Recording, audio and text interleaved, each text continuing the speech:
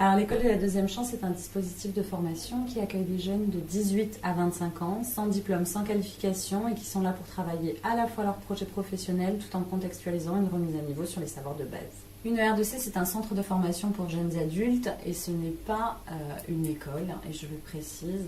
Donc ce que l'on va faire, c'est travailler avec vous selon votre projet professionnel les compétences qu'il vous manque et selon le métier visé, c'est-à-dire qu'on fait de la contextualisation d'apprentissage. Vous aurez donc différents formateurs qui seront là pour vous accompagner. Vous aurez Hugues, notre coordinateur et référent pôle social, qui sera là pour vous aider à lever tous les freins à l'insertion professionnelle, parce que des fois, on se rend bien compte qu'il n'y a pas que trouver un travail ou une formation, mais vous avez besoin ainsi d'aide sur plein d'autres domaines. Ensuite, vous aurez Anne-Catherine. Anne-Catherine, c'est notre référente entreprise.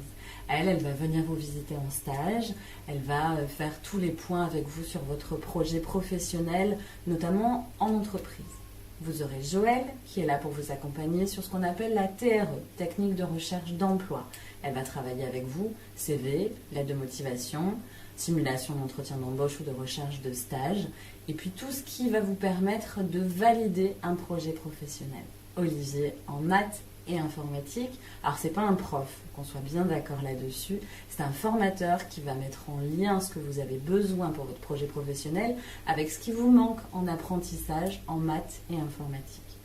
Audrey, pareil, formatrice de français communication orale et écrite, donc ce n'est pas une prof, mais bien une formatrice, et là vous pourrez travailler tout ce qui est votre remise à niveau en français et communication orale et écrite.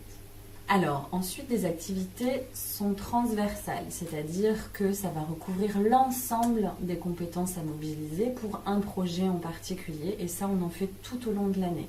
Donc, Joëlle, en projet pro, fait également des ateliers de théâtre. Vous aurez un intervenant extérieur qui s'appelle Éric Derrien, qui lui vous fera aussi travailler la communication verbale et non verbale.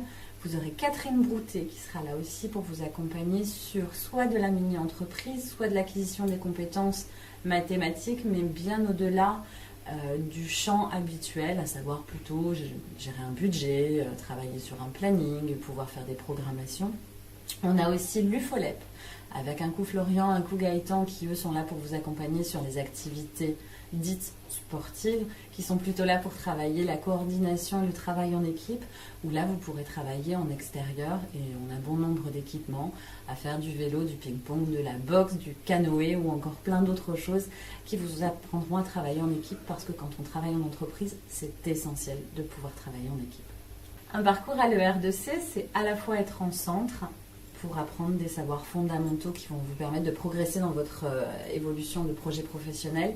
Et puis après, il y a tous les stages en entreprise, où là, vous allez soit aller découvrir certains métiers, soit valider un projet professionnel après plusieurs expériences, et ensuite acquérir des compétences professionnelles et un réseau. Parce que sans un réseau, malheureusement, on n'est rien sur le marché du travail.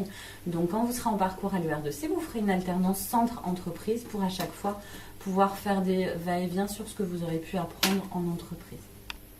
Cette année, le R2C a décidé d'avoir un parrain qui puisse vous accompagner, vous écouter et qui se sent très proche de vous. C'est Lionel Astier qui a décidé en septembre l'année dernière de nous rejoindre pour pouvoir partager son expérience avec lui, ce qui nous remplit de bonheur. Le R2C d'Alès a été ouverte en 2010. C'est un dispositif qui est piloté, financé par la région Occitanie. Ensuite, nous accompagne le Fonds social européen et l'État. L'objectif étant de remettre des jeunes sur les rails, sur leur mode d'apprentissage, sur les savoir-être et bien entendu déterminer un projet professionnel qui pourra les amener soit un retour vers la formation qualifiante, soit un retour direct vers l'emploi. Cette année, le dispositif en 2017 a conduit 64% des jeunes qui ont fait un parcours complet à l'ER2C à une sortie positive, retour emploi ou formation qualifiante. Alors cette formation est indemnisée par la région Occitanie, c'est-à-dire qu'elle va financer le dispositif, mais elle va également vous aider et vous accompagner pour que le dispositif puisse vous soutenir au mieux et que vous n'ayez pas de difficultés financières. C'est bien une indemnité et pas une rémunération. J'explique la différence. Une rémunération, vous avez un salaire pour un travail. Une indemnisation, C'est une allocation qui vous est attribuée pour maintenir dans le dispositif et vous accompagner sur tous vos besoins. C'est-à-dire que vous ayez du forfait sur votre téléphone, que vous ayez l'équipement qui convient par rapport au métier que vous visez, espace vert par exemple, des chaussures de sécurité, ce genre de choses-là. Et cet argent doit aussi vous servir à financer votre permis de conduire parce que sur le territoire alésien, bon nombre de transports en commun ne seront pas en adéquation avec vos besoins de mobilité pour travailler. Pour intégrer l'école de la deuxième chance, il faut plusieurs prérequis. Tout d'abord, avoir entre 18 et 25 ans, ne pas avoir de diplôme, ou si vous en avez un, motivez votre candidature pour qu'une dérogation soit validée.